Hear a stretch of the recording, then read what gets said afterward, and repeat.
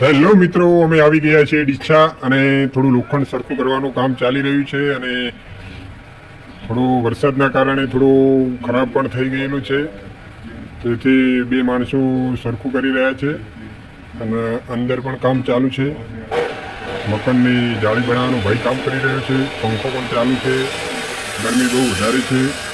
અમારે ઇન્ટરનેશનલ કારીગર છે, તે બહુ દૂરથી આવેલો છે અને આ પણ એક કારીગર છે. પાઇપને વેલ્ડિંગ કરી રહ્યો છે.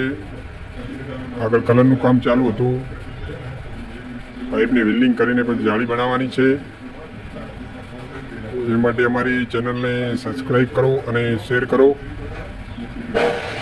જોરદાર જાળી આગળના વિડીયોમાં તમને બતાવીશ ફિટિંગ સાથે. આ બહારનું છે.